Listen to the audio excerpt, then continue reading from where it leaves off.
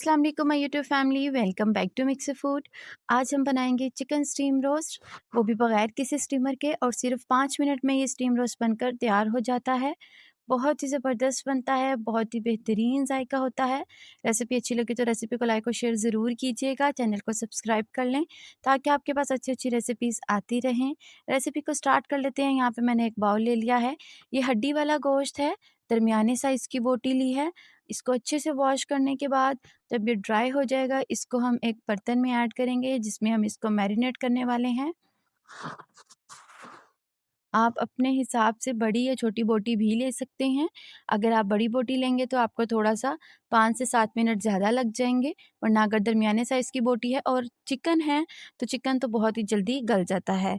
यहाँ पे मैंने इसमें 2 टीस्पून सिरका ऐड किया है। अगर आपके पास नींबू का रस है, तो आप नींबू का रस भी यूज़ कर सकते हैं।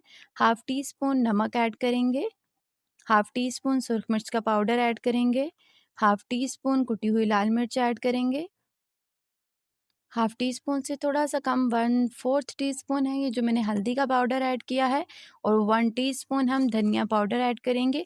इससे बहुत ही ज़्यादा अच्छी खुशबू आती है, और 1 टेबलस्पून अदरक लहसुन का पेस्ट ऐड करेंगे। इस सारे मसाले को हम अच्छे से कोट कर लेंगे चिकन पर।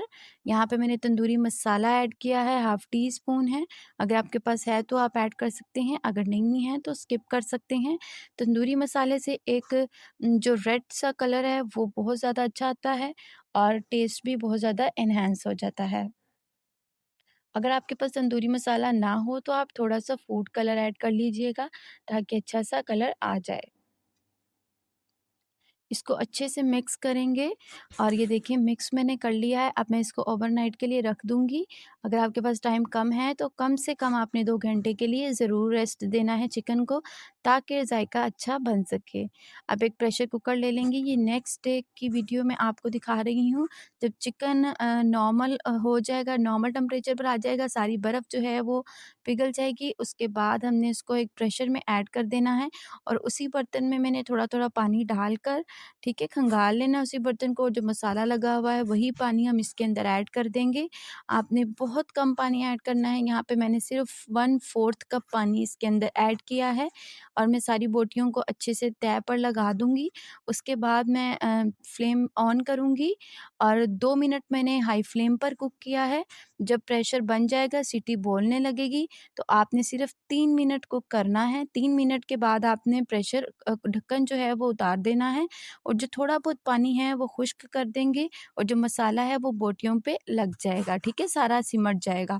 उसके बाद आपने बोटियों को निकाल के तवे के ऊपर रख देना है। तवे को आप पहले से प्री हीट कर लीजिएगा, ताकि बोटियाँ जो हैं वो हमारी तवे पर चिपके नहीं। और उसके बाद आपने ब्रश की मदद से ऑयलिंग करनी है, और ये जो इस पे एक अच्छी-सी शाइन भी आ जाएगी, और चिकन पे अच्छा-सा कलर भी आ जाएगा। अभी मैं आपको इसकी लास्ट लुक दिखाती हूँ। ये देखें, ये बहुत ही ज़्यादा मज़ेदार बना था। बच्चे और बड़े इसको सब पसंद करेंगे। ये बहुत आसान है, आपको फ्राई करने का मसला भी नहीं है, और इकट्ठा एक ही बार रखें और सारा चिकन जो है वो स्टीम रोस्ट हो जाएगा। ये देखिए, अभी मैं आपको इसकी बोटी तोड़ कर दिखाती हूँ। ये बहुत अच्छे से